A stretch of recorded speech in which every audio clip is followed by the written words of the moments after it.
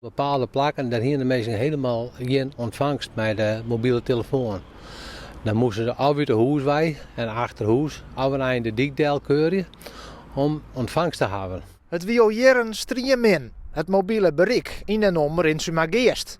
Mensen konden vaak net bellen en zelfs een oproep naar de helpdiensten slagen vaak net. Er is een paar keer met het bellen van 112 misgaan.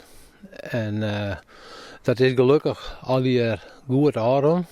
Maar ja, als je op een gegeven moment met je mobiele telefoon midden in het dorp 3 of 4 keer probeert 112 te bellen en je komt er net terug. Ja, goedemiddag. Je praat met Klaas Agricola. Ik dacht, ik zal even met je schillen, met name hoe het mobiele bereik is. Ik ben persoonlijk in contact treden met KPN. Ik heb met de regio-directeur van KPN Noordoost-Nederland verschillende gesprekken gehad.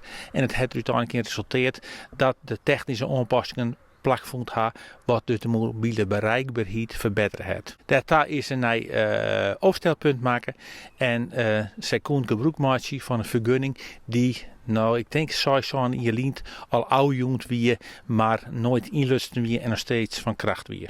Intussen is er een nieuwe mast geplaatst. Maar had het nou echt effect hoorn? Is het probleem opgelost? Verschillend. Er zijn mensen bij die zeggen het is volle beter worden.